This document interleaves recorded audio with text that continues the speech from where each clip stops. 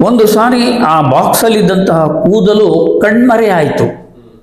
ಆ ಕೂದಲು ಕಣ್ಮರೆಯಾದ ದಿನ ಜಮ್ಮು ಕಾಶ್ಮೀರದಲ್ಲಿ ಬಹಳಷ್ಟು ಹಿಂದೂ ದೇವಾಲಯಗಳನ್ನ, ಹಿಂದೂ ಜನಗಳನ್ನ ಕೊಚ್ಚಿ ಹಾಕಿದ್ರು, ಲೂಟಿ ಮಾಡಿ ಬಿಸಾಕಿದ್ರು, ಎಲ್ಲ ಆಗೋಯ್ತು. ಆ ಟೈಮ್ ಏನೇನು ಪ್ರೊಡಕ್ಷನ್ ಮಾಡಬೇಕು ಏನಾಯ್ತು ಎಲ್ಲ ತಲಾಟೆ ತಹಬಂದಿಗೆ ಬಂತು. ಕೆಲ ದಿನಗಳ ನಂತರ ಅದೇ ದರ್ಗಾದಲ್ಲಿ ಆ ಕೂದಲು ಕಾಣಿಸ್ಕೋತು. ವಾಜಪೇಯಿ ಅವರು ಈ ಹೋರಾಟದಲ್ಲಿ ಇಷ್ಟೊಂದು ತೀವ್ರವಾಗಿ ಮಾಡದೇ ಇದ್ದ ಸಂದರ್ಭದಲ್ಲೂ ಕೂಡ ರಾಮನ ಪ್ರಶ್ನೆ ಬಂದಾಗ ಸಂಸತ್ತಿನಲ್ಲಿ ವಾದ ಮಾಡುವಾಗ ಎಡಪಂಥೀಯ ಪಕ್ಷಗಳವರು ಅಟಲ್ ಬಿಹಾರಿ ವಾಜಪೇಯಿ ಕೇಳ್ತಾ ಇದ್ರು, ರಾಮ ಅಯೋಧ್ಯಾದಲ್ಲೇ ಹುಟ್ಟದ ಅಂತಕ್ಕಂಥದಕ್ಕೆ ಏನಾದರೂ ಆಧಾರ ಇದ್ರೆ ಕೊಡಿ ಅಂತ ಕೇಳಿದ್ರು.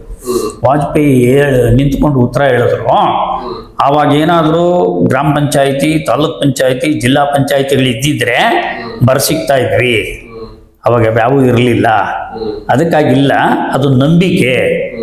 ರಾಮ ಸರಿಯೂ ನದಿ ತೀರದಲ್ಲಿ ಇರ್ತಕ್ಕಂಥ ಈ ಒಂದು ಇದರಲ್ಲೇ ಜನ್ಮ ಎತ್ತಿದ್ದು ಅಂತಕ್ಕಂಥ ನಂಬಿಕೆ ನಮಗೆ ಬೆಲೆ. ಇದಕ್ಕೆ ಆಧಾರವಾಗಿ ಕೆಲವು ಚರ್ಚೆಗಳು ನಡೆದ ಒಂದು ಸತ್ಯ ಘಟನೆನೂ ಇದೆ, ಆಧಾರಗಳಿದೆ. ನನ್ನ ಹತ್ರ ಅಲ್ಲ, ಸರ್ಕಾರಗಳಲ್ಲಿ ಆಧಾರಗಳಿದೆ. ಜಮ್ಮು ಕಾಶ್ಮೀರದಲ್ಲಿ ಒಂದು ದರ್ಗಾ ಇದೆ. ಆ ದರ್ಗಾದ ಹೆಸರು ಹಜರತ್ ಬಾಲ್ ದರ್ಗಾ. ಹಜರತ್ ಅಂದ್ರೆ ಮೊಹಮ್ಮದ್ ಪೈಗಂಬರ್, ಹಜರತ್ ಬಾಲ್ ದರ್ಗಾ. ಬಾಲ್ ಅಂದ್ರೆ ಕೂದಲು, ಬಾಲ್ ಅಂದ್ರೆ ಕೂದಲು. ಹಜರತ್ ಬಾಲ್ ಅಂತಂದ್ರೆ ಮೊಹಮ್ಮದ್ ಪೈಗಂಬರ್ರ ಕೂದಲು ಅಂತಕ್ಕಂಥ ಒಂದು ಶ್ರದ್ಧೆಗಾಗಿ, ಭಕ್ತಿಗಾಗಿ ಆ ದರ್ಗಾದಲ್ಲಿ ಮುಸ್ಲಿಂ ಬಂಧುಗಳು ಆ ಕೂದಲನ್ನ ಒಂದು ಭದ್ರವಾದ ಶೋಕೇಸಲ್ಲಿ ಇಟ್ಟು ಅದನ್ನ ಅವರು ಆರಾಧಿಸ್ಕೊಂಡು ಬರ್ತಾ ಇದ್ರು. ಅದು ಹಜರತ್ ಬಾಲ್ ದರ್ಗಾ ಅದರ ಹೆಸರು. ಒಂದು ಸಾರಿ ಆ ಬಾಕ್ಸ್ ಅಲ್ಲಿ ಇದ್ದಂತಹ ಕೂದಲು ಕಣ್ಮರೆ ಆಯಿತು. ಆ ಕೂದಲು ಕಣ್ಮರೆಯಾದ ದಿನ ಜಮ್ಮು ಕಾಶ್ಮೀರದಲ್ಲಿ ಬಹಳಷ್ಟು ಹಿಂದೂ ದೇವಾಲಯಗಳನ್ನ, ಹಿಂದೂ ಜನಗಳನ್ನ ಕೊಚ್ಚಿ ಹಾಕಿದ್ರು, ಲೂಟಿ ಮಾಡಿ ಬಿಸಾಕಿದ್ರು, ಎಲ್ಲ ಆಗೋಯ್ತು. ಆ ಟೈಮ್ ಏನೇನು ಪ್ರೊಡಕ್ಷನ್ ಮಾಡಬೇಕು ಏನಾಯ್ತು ಎಲ್ಲ ತಲಾಟೆ ತಹಬಂದಿಗೆ ಬಂತು. ಕೆಲ ದಿನಗಳ ನಂತರ ಅದೇ ದರ್ಗಾದಲ್ಲಿ ಆ ಕೂದಲು ಕಾಣಿಸ್ಕೋತು. ಆ ಕೂದಲು ಕಾಣಿಸ್ಕೊಂಡಿದ್ದ ಕೂದಲನ್ನ ಇದು ಹಜರತ್ ಬಾಲ್ ದರ್ಗಾದಲ್ಲಿ ಇಟ್ಟಿದ್ದಂತ ಈ ಕೂದಲು ಹಜರತ್ ಅವ್ರದ್ದೇನಾ ಅಲ್ವಾ ಅಂತಕ್ಕಂಥ ಅನುಮಾನಕ್ಕೆ ವಿಶೇಷವಾದ ಒಂದು ಫ್ಲೈಟ್ ಅಲ್ಲಿ ಆ ಕೂದಲನ್ನು ತಗೊಂಡು ಮಕ್ಕಾ ಮದೀನಾಗ್ ಹೋದ್ರು. ಮಕ್ಕಾ ಮದೀನಾಗ್ ಹೋಗಿ ಆ ಕೂದಲನ್ನ ಅಲ್ಲಿರ್ತಕ್ಕಂಥ ಧರ್ಮಗುರುಗಳಿಗೆ ತೋರಿಸಿ ಅವರು ಇದೇ ಕೂದಲದು ಅಂತ ಹೇಳಿದ ಮೇಲೆ ತಗೊಂಬಂದು ಇಟ್ಕೊಂಡು ಈಗಲೂ ಪೂಜೆ ಮಾಡ್ತಾ ಇದ್ದಾರಲ್ಲ, ಅದನ್ನ ಸಂಭ್ರಮಿಸ್ತಾ ಇದ್ದಾರಲ್ಲ, ಅದು ನಂಬಿಕೆ. ಆ ನಂಬಿಕೆ ಅವ್ರಿಗೆ ಹೇಗೆ ಮುಖ್ಯನೋ ಎಲ್ರಿಗೂ ಆ ನಂಬಿಕೆ ಅನ್ನೋದು ಮುಖ್ಯ. ಇದನ್ನ ನಮ್ಮ ಜನ ಅರ್ಥ ಮಾಡ್ಕೋಬೇಕು. ರಾಜಕಾರಣಿಗಳು ಇವಾಗ ಬಿಜೆಪಿ ಅವರೇನೋ ಮಾಡಿಬಿಟ್ರು ಅಂತ ಅನ್ನೋದಕ್ಕೆ ಬಿಜೆಪಿ ಇತ್ತೀಚೆಗೆ ಬಂದಿದ್ದು. ನೆಹರು ಕಾಲದಲ್ಲಿ ಇದ್ದಿದ್ಯಾರು? ನೀವೇ ನಿಮ್ಮದೇ.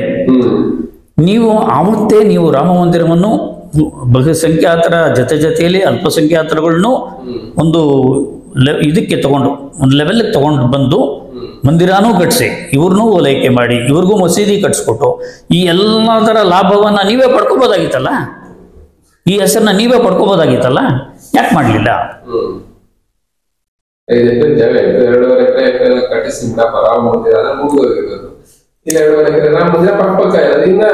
ಸಾಮರಸ್ಯ ಇನ್ನೂ ಹೆಚ್ಚಿರೋದು. ಇವತ್ತು ಒಂದು ಹೇಳ್ಬೇಕು ಅಂದ್ರೆ ಬಹಳಷ್ಟು ಯಾರೋ ಬೆರಳೆಣಿಕೆಯಷ್ಟು ಕೆಲವು ಜನ ಬಿಟ್ರೆ ಬಹಳಷ್ಟು ಮುಸ್ಲಿಂ ಬಾಂಧವರು ನಿಜಕ್ಕೂ ಕೂಡ ರಾಮ ಮಂದಿರವನ್ನ ಅವರು ಸ್ವಾಗತಿಸ್ತಿರ್ತಕ್ಕಂಥದ್ದು, ಅವ್ರು ಕೊಡ್ತಿರ್ತಕ್ಕಂಥ ಹೇಳಿಕೆಗಳು, ಆ ಒಂದು ಕಾರ್ಯಕ್ರಮಗಳಲ್ಲಿ ಭಾಗಿಗಳಾಗ್ತಿರ್ತಕ್ಕಂಥವ್ರದ್ದು, ಇವೆಲ್ಲವೂ ನೋಡಿದಾಗ ಖುಷಿ ಆಗುತ್ತೆ. ಇವತ್ತು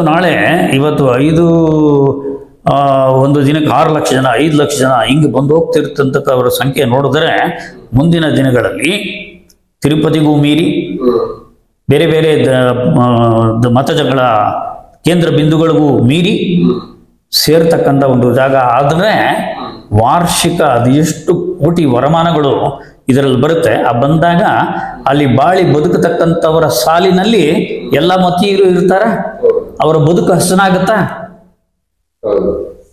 ಇದನ್ನ ನಾವು ನೋಡಬೇಕು.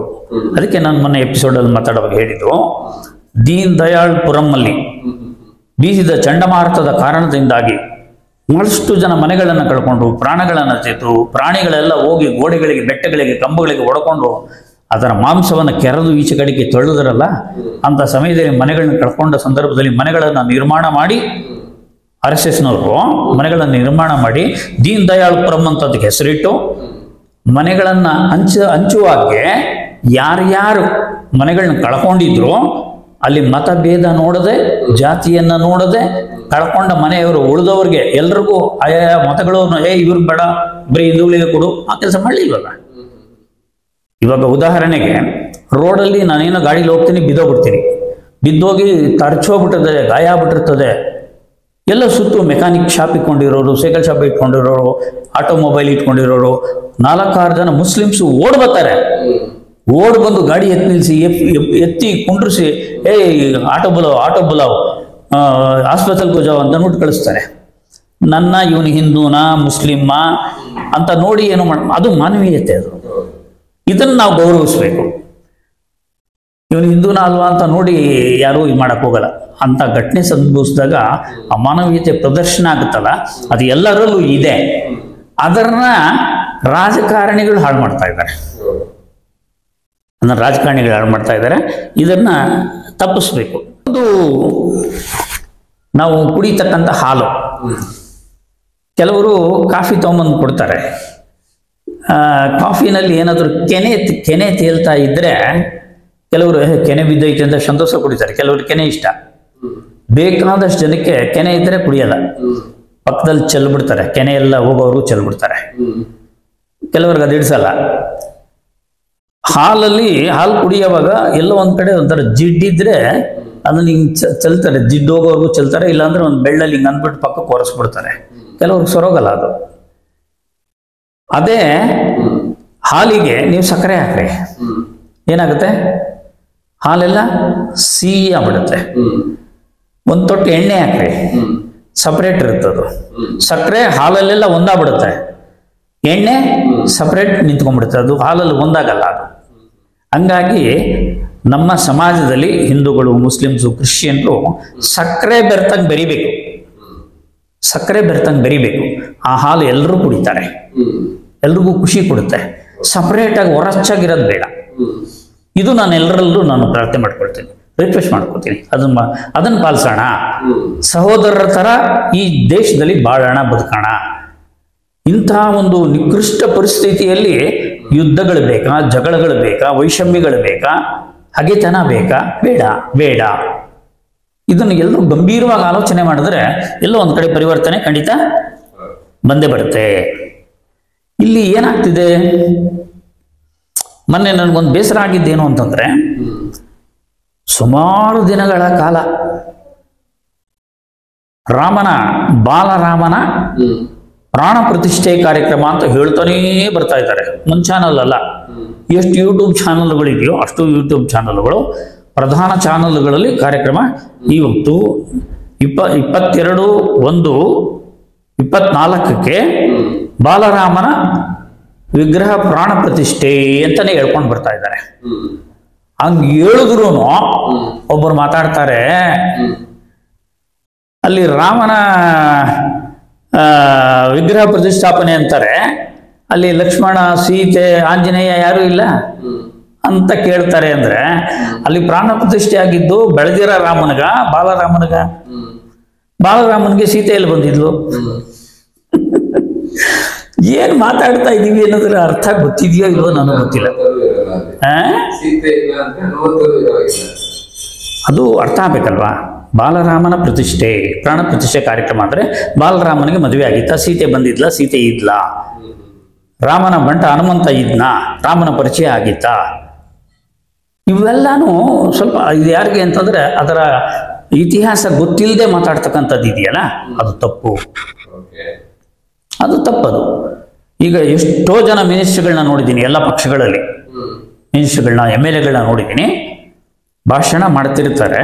ಭಾಷಣ ಮಾಡಿದ್ದಾದ್ಮೇಲೆ ಒಬ್ಬ ಸಚಿವ ಹೇಳದಂತೆ, ಒಬ್ಬ ಮಂತ್ರಿ ಹೇಳದಂತೆ, ನಾನು ಇದುವರೆಗೂ ಮಾಡಿದ ಭಾಷಣದಲ್ಲಿ ತಪ್ಪುಗಳೇನಾದರೂ ಇದ್ದಲ್ಲಿ ನನ್ನ ಆಪ್ತ ಕಾರ್ಯದರ್ಶಿಯನ್ನ ಕ್ಷಮಿಸಬೇಕೆಂದು ಕೇಳಿಕೊಳ್ಳುತ್ತೇನೆ ಅಂತ. ಯಾಕೆಂದ್ರೆ ಅವನು ಬರ್ಕೊಟ್ಟಿದ್ದೀನಿ ವಿರೋಧದ್ದು.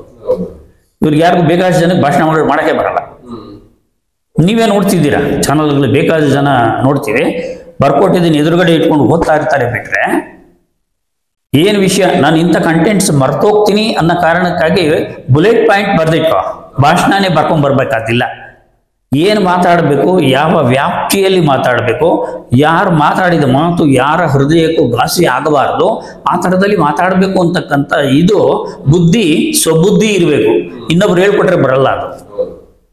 ಇದು ಆಗ್ತಿರ್ತಕ್ಕಂಥ ತಪ್ಪುಗಳೇನು. ಅದಕ್ಕೆ ನಾನು ಹೇಳೋದು, ಬೀಸ ಕೈ ಬೀಸ್ರಿ, ಹಕ್ಕಿದೆ, ಸ್ವಾತಂತ್ರ್ಯ ಇದೆ ನಿಮಗೆ ಬೀಸೋದನ್ನ. ನೀವು ಬೀಸ ಕೈ ಇನ್ನೊಬ್ಬರು ಮುಖಕ್ಕೆ ತಗಲ್ದಂಗೆ ನೋಡ್ಕೊಳ್ಳಿ. ಅದನ್ನೇ ನಾನು ಹೇಳೋದು. ಇವತ್ತು ಬಿಜೆಪಿ ಒಳಗೆ ಇರತಕ್ಕಂಥವ್ರು ಬೇಕಾಷ್ಟು ಜನ ಟೀಕೆ ಮಾಡ್ತಾ ಇದ್ದಾರೆ. ಸಿದ್ದರಾಮಯ್ಯನವ್ರನ್ನ ಮಗನೇ ಗಿಗನೆ ಅಂತ ಯಾರ್ಯಾರೋ ಮಾತಾಡಿದ್ರು ಅವರು. ಅದನ್ನ ಯಾರು ಹೋಗ್ತಾರೆ? ಮಾತು ನೆಟ್ಟಿಗೆ ಮಾತಾಡಬೇಕು. ಯಾರಾದ್ರೇನು ಒಂದು ನಾವು ಅವತ್ತಿನಿಂದ ನೋಡ್ಕೊಂಡು ಬಂದಂತಹ ಈ ಒಂದು ವ್ಯವಸ್ಥೆಗಳಲ್ಲಿ ಹಿಂದೆ ಹೇಗಿತ್ತು, ಶಾಸಕಾಂಗ, ಕಾರ್ಯಾಂಗ, ನ್ಯಾಯಾಂಗ ಇವು ಮುಕ್ತವಾಗಿದ್ವು. ಯಾರ ಮೇಲೂ ಯಾರದೇ ಹಿಡಿತ ಇರಲಿಲ್ಲ, ಇಷ್ಟಿರಲಿಲ್ಲ. ಏನೋ ಇಷ್ಟಿರಲಿಲ್ಲ. ನ್ಯಾಯಾಂಗ ಮುಕ್ತವಾಗಿ ಕೆಲಸ ಮಾಡೋದು, ಕಾರ್ಯಾಂಗ ಮುಕ್ತವಾಗಿ ಕೆಲಸ ಮಾಡೋದು, ಶಾಸಕಾಂಗ ಮುಕ್ತವಾಗಿ ಕೆಲಸ ಮಾಡೋರು. ಈಗ ಕಾರ್ಯಾಂಗದ ಮೇಲೆ ಶಾಸಕಾಂಗದ ಒತ್ತಡ, ಇದೇ ಶಾಸಕಾಂಗ ನ್ಯಾಯಾಂಗದ ಮೇಲೆ ಒತ್ತಡ. ನ್ಯಾಯ ಕೊಡೋದಕ್ಕೂ ನ್ಯಾಯಾಧೀಶರು ಹಿಂದು ಮುಂದೆ ನೋಡಂಗಾಗಿದೆ. ನ್ಯಾಯವಾದ ಅಧಿಕಾರದ ಚಲಾವಣೆ ಮಾಡೋದಕ್ಕೂ ಕೂಡ ಅಧಿಕಾರಿಗಳಿಗೆ ಮಾರ್ಗದರ್ಶನ ಇಲ್ದಂಗಾಗಿದೆ. ಅವರ ಕಂಟ್ರೋಲಲ್ಲಿ ಅವ್ರು ಹೇಳಿದನ್ನು ಕೇಳಂಗಾಗೋಗ್ಬಿಟ್ಟಿದೆ. ಮುಕ್ತ ವಾತಾವರಣ ಇಲ್ಲದೆ ವ್ಯವಸ್ಥೆಗಳು ಹಾಳಾಗೋಗ್ತಾ ಇದೆ. ಇದು ಸರಿ ಹೋಗ್ಬೇಕಿದು. ಅಧಿಕಾರಿಗೆ ಸರಿಯಾದ ರೀತಿಯಲ್ಲಿ ಅಧಿಕಾರವನ್ನು ಚಲಾಯಿಸೋದಕ್ಕೆ ಅಧಿಕಾರ ಕೊಡಬೇಕು. ಹೆಜ್ಜೆ ತಪ್ಪದ್ನ, ಇದು ಪ್ರಜಾಪ್ರಭುತ್ವ ರಾಷ್ಟ್ರ, ಅವನು ಬುದ್ಧಿ ಕಲ್ಸಕ್ಕೆ ಜನ ಇದ್ದಾರೆ. ರಾಜಕಾರಣಿಗಾಗಲಿ ಅಧಿಕಾರಿಗಾಗಲಿ ಇನ್ನೊಬ್ರಿಗಾಗಲಿ ಬುದ್ಧಿ ಕಲಿಸ್ತಾರೆ, ನಡೀತಾರೆ, ಹೋರಾಟ ನಡೀತವೆ. ಏನಂದ್ರೆ ಇನ್ಫಾರ್ಮೇಶನ್ ಆಚೆ ಬರೋದು ಬಿಡೋದಿಲ್ಲ, ಆ ತರ ರೂಲ್ಸ್ ಮಾಡ್ಕೊಂಡಿದ್ದಾರೆ ಈ ಶಾಸಕಾಂಗದಲ್ಲಿ. ಹೌದು.